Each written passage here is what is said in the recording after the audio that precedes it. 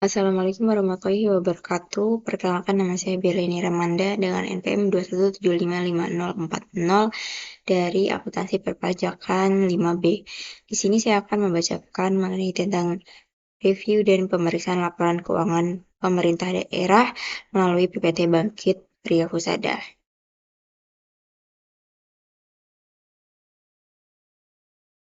Yang pertama yaitu pendahuluan. Audit atau pemeriksaan merupakan suatu proses sistematis untuk mendapatkan dan mengevaluasi bukti secara objektif yang berhubungan dengan asersi tentang tindakan-tindakan dan kejadian-kejadian ekonomi dengan tujuan untuk menentukan tingkat kesesuaian antar pernyataan tersebut dengan kriteria yang telah ditetapkan dan mengkomunikasikan hasil-hasilnya kepada pemakai yang berkepentingan.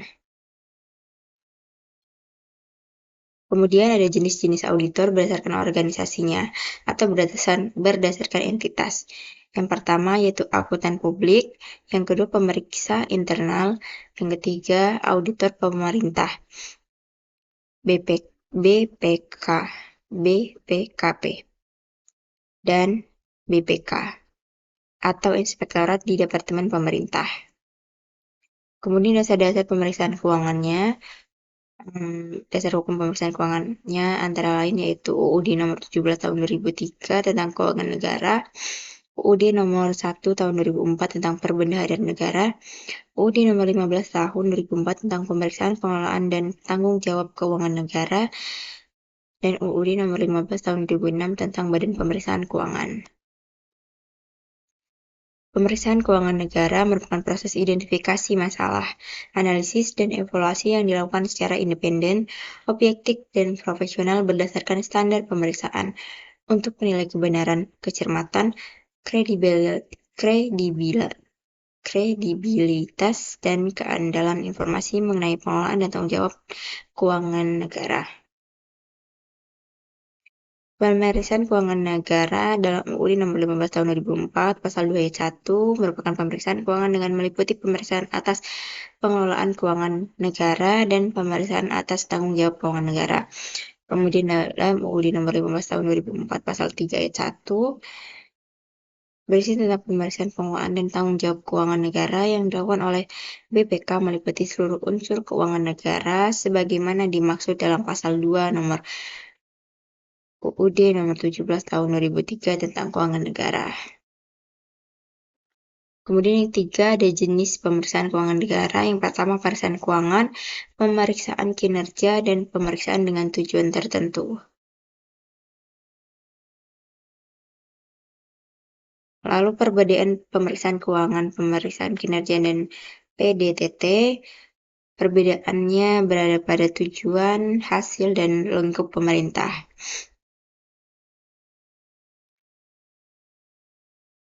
Tujuan pemeriksaan keuangan untuk memperoleh keyakinan memadai sehingga pemeriksaan mampu memberikan opini bahwa laporan keuangan menyajikan secara wajar dalam semua hal yang material atas kesesuaian dengan standar akuntansi, kecukupan pengungkapan, kepatuhan terhadap peraturan perundang-undangan, dan efektivitas sistem pengelolaan intern.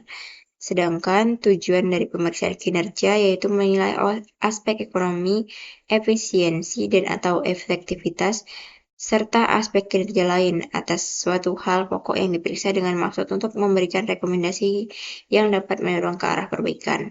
Kemudian tujuan dari PDTT adalah menilai apakah hal pokok yang diperiksa sesuai atau patuh dengan ketentuan peraturan perundang-undangan. PDTT dalam bentuk investigatif bertujuan untuk mengungkapkan adanya indikasi kerugian negara atau daerah dan atau unsur pidana. Kemudian perbedaan dari hasil. Untuk pemeriksaan keuangan memiliki hasil opini atas laporan keuangan, sedangkan pemeriksaan kinerja memiliki kesimpulan dan rekomendasi atas aspek kinerja yang dinilai. Kemudian untuk PDTT yaitu adanya kesimpulan berdasarkan tujuan pemeriksaan. Lalu perbedaan dari ruang lingkup pemeriksaan. Untuk pemeriksaan keuangan, ruang lingkupnya merupakan seluruh laporan keuangan. Untuk ruang lingkup pemeriksaan kinerja itu lebih spesifik, kemudian PDDT juga lebih spesifik. Kemudian perbedaan pemeriksaan keuangan, kinerja, dan PDDT untuk waktu pemeriksaan. Untuk pemeriksaan keuangan, waktunya reguler atau berkala. Untuk pemeriksaan kinerja, waktunya tidak reguler atau berkala. Untuk PDDT tidak reguler atau berkala. Kemudian berbeda dalam hal pokok atau informasi hal pokok. Pemeriksaan keuangan sudah ditentukan, kemudian pemeriksaan kinerja perlu ditentukan, kemudian PDDT perlu ditentukan.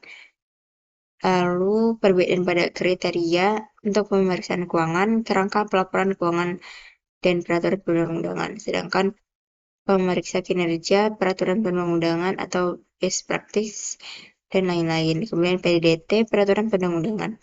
Untuk perbedaan pada rekomendasi, pemeriksaan keuangan dan PDTT itu sama, tidak wajib. Kemudian untuk pemeriksaan kinerja itu wajib. Lalu ada ruang lingkup pemeriksaan keuangan negara. Ruang lingkup pemeriksaan keuangan negara meliputi pemeriksaan atas pengelolaan dan tanggung jawab keuangan negara. Pengelolaan meliputi seluruh kegiatan perencanaan, pelaksanaan, pengawasan, dan pertanggungjawaban. Tanggung jawab adalah kewajiban untuk melaksanakan pengelolaan keuangan negara sesuai dengan prinsip-prinsip tata kelola yang baik. Kemudian ruang lingkup keuangan negara yang pertama, hak negara untuk memungut pajak, mengeluarkan dan mengedarkan uang, dan melakukan pinjaman. Kemudian yang kedua, kewajiban negara untuk menyelenggarakan tugas layanan umum pemerintahan negara dan membayar tagihan pihak ketiga. Yang ketiga yaitu penerimaan negara. Keempat, pengeluaran negara, penerimaan daerah, pengeluaran daerah, kekayaan negara atau kekayaan daerah yang dikelola sendiri atau pihak lain, kekayaan lain yang dikuasai pemerintah, kekayaan pihak lain yang diperoleh dengan menggunakan fasilitas yang diberikan pemerintah.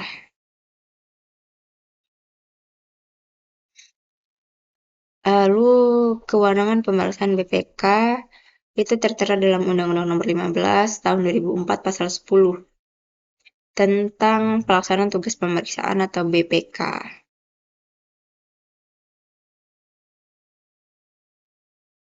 Kemudian ada perbedaan PKN dengan pemeriksaan sektor privat. Yang pertama, pada pelaksana auditor sektor privat, pelaksananya yaitu KAP atau Kantor Akuntan Publik, sedangkan sektor publik adalah lembaga audit pemerintah atau KAP yang ditunjuk lembaga audit pemerintah. Lalu pada objeknya untuk sektor privat yaitu perusahaan atau entitas swasta, sedangkan untuk sektor publik merupakan entitas, program, kegiatan, dan fungsi yang berkaitan dengan pelaksanaan pengelolaan dan tanggung jawab keuangan negara sesuai dengan peraturan perundang-undangan. Kemudian standar.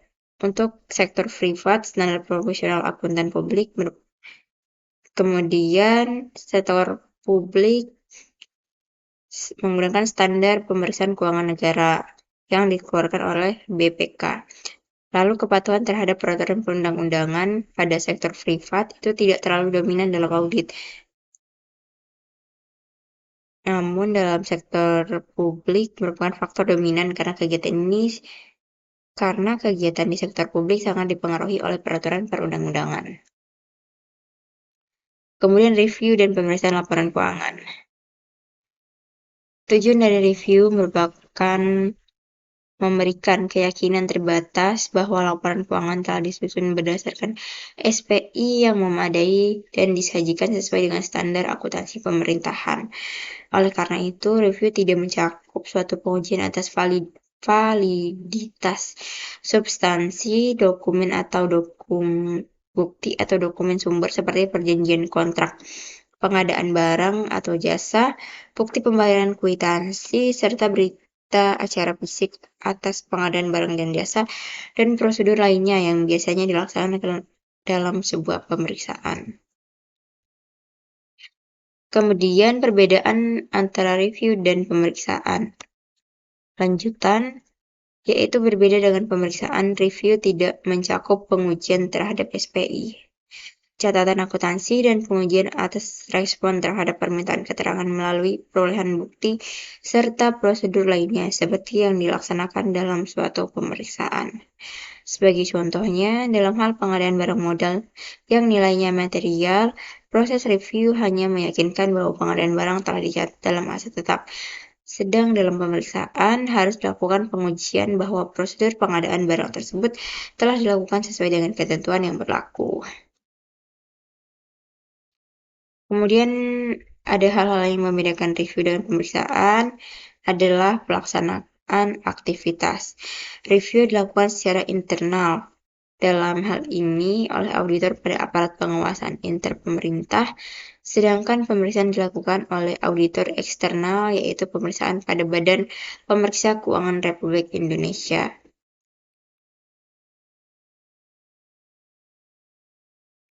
Oleh karena itu, yang melaksanakan review atas laporan keuangan pemerintah daerah adalah Inspektorat Provinsi untuk laporan keuangan pemerintah provinsi dan Inspektorat Kabupaten atau Kota untuk melaporkan keuangan pemerintah kabupaten kota. Lalu tujuan pemeriksaan keuangan adalah untuk memberikan keyakinan yang memadai apakah laporan keuangan telah disajikan secara wajar dalam semua hal yang material sesuai dengan prinsip akuntansi yang berlaku umum di Indonesia atau basis akuntansi komprehensif selain prinsip akuntansi yang berlaku umum di Indonesia. Kemudian standar pemeriksaan keuangan daerah.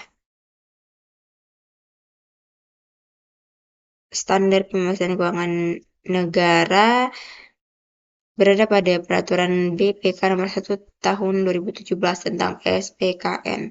Lampiran peraturan yaitu kerangka konseptual, PSP 100 strip standar umum, PSP 200 strip standar pelaksanaan, PSP 300 standar strip laporan. Kemudian asersi manajemen. Asersi manajemen meliputi keberadaan dan keterjadian, kelengkapan, hak dan kewajiban, penilaian dan pengalokasian, dan penyajian dan pengungkapan.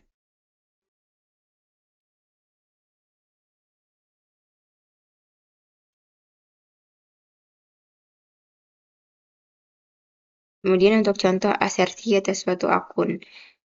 Neraca Kabupaten AAA tanggal 31 Desember 2011 mencantumkan rekening kas sebesar 99.800.765.000 rupiah.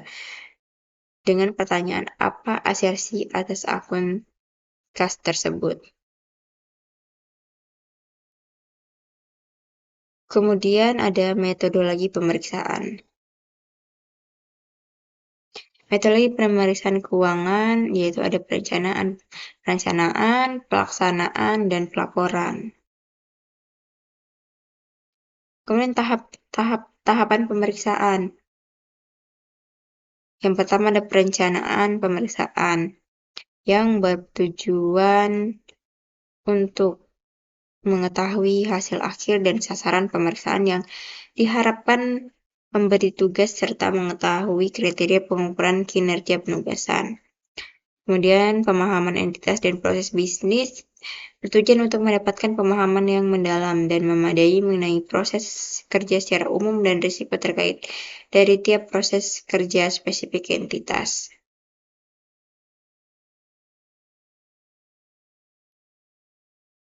Kemudian pemahaman sistem pengendalian intern atau SPI.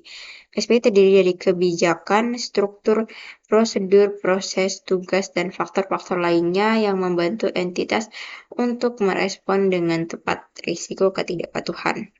Komponen SPI sendiri antara lain ruang lingkup pengendalian, proses penilaian risiko entitas, aktivitas pengendalian, sistem informasi dan komunikasi, serta pemantauan yang relevan dengan pemeriksaan.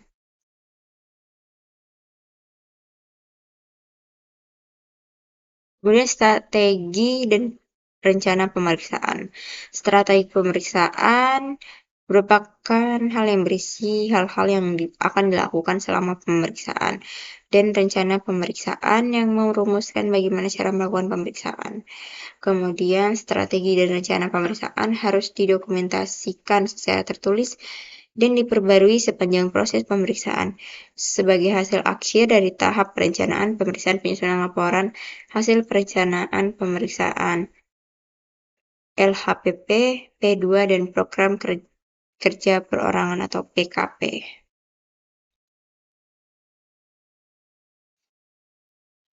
Kemudian pelaksanaan pemeriksaan. Pelaksanaan pengujian dan pengendalian internal terhadap SPI meliputi pengujian yang dilakukan pemeriksa terhadap efektivitas desain dan implementasi SPI. Penyesuaian tingkat risiko dan tingkat materialitas setelah pengujian pengendalian. Pemeriksaan harus mengevaluasi kembali tingkat risiko yang ditetapkan dengan mempertimbangkan hasil dari pengujian pengendalian.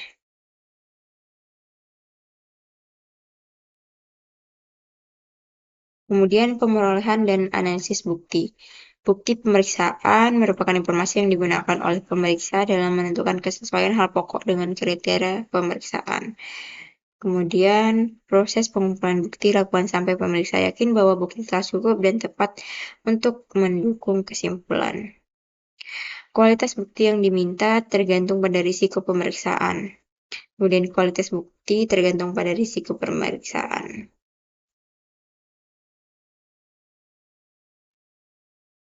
Lalu, apa itu bukti pemeriksaan? Ialah informasi yang digunakan oleh pemeriksa dalam menentukan kesesuaian hal pokok dengan kriteria. Pertimbangan atas buktinya yaitu kecukupan bukti, ukuran kuantitas. Ketepatan bukti diukur dari kualitas, relevan, valid, andal, berdasarkan manfaat dan biaya.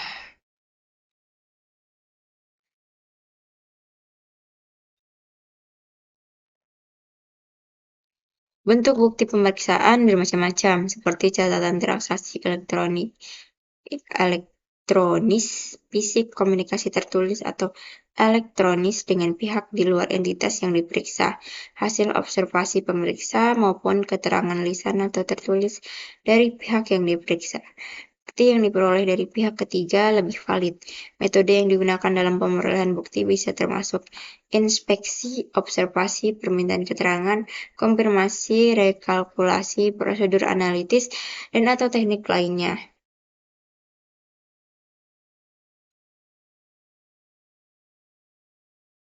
Kemudian metode pengumpulan bukti pemeriksaan yaitu ada pengamatan, inspeksi, permintaan keterangan, konfirmasi ekstern, reformans, perhitungan ulang, pengujian substansif, uji pengendalian, dan prosedur analitis.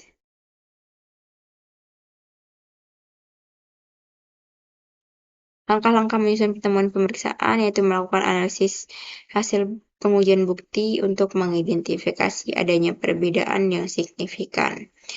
Kemudian mengidentifikasi dampak yang ditimbulkan dari perbedaan untuk mengetahui akibat dan sebab. Lalu menyusun unsur-unsur temuan pemeriksaan dari temuan tersebut.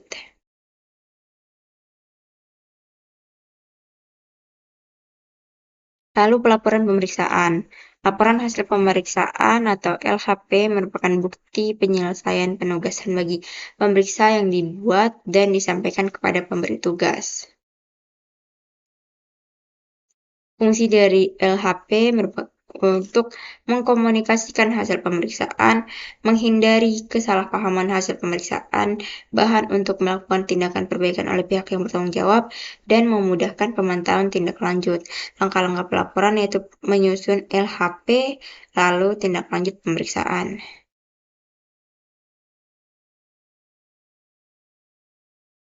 Laporan hasil pemeriksaan keuangan, sistematika laporan hasil pemeriksaan, LHP berisi opini, LK, lembar opin, gambaran umum, LK audit, kemudian LHP SPI ya, ditambah kepatuhan, berisi resume LHP, temuan-temuan SPI dan kepatuhan, ikhtisar pemantauan TLHP sebelumnya. Kemudian untuk laporan lain sesuai harapan penugasan, yang pertama contoh LHR transparansi fiskal, LHR kemandirian fiskal, dan pelaporan terkait aspek kinerja tertentu. Lalu Yang terakhir yaitu opini atas kewajaran laporan keuangan. Yang pertama, wajar tanpa pengecualian, wajar dengan pengecualian, tidak wajar, dan pernyataan menolak memberikan pendapat.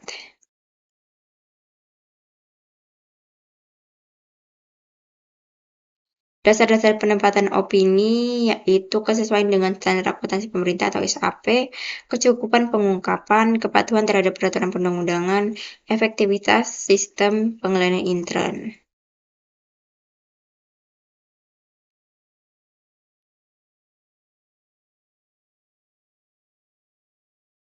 Cukup sekian yang bisa saya sampaikan. Saya akhiri. Wassalamualaikum warahmatullahi wabarakatuh.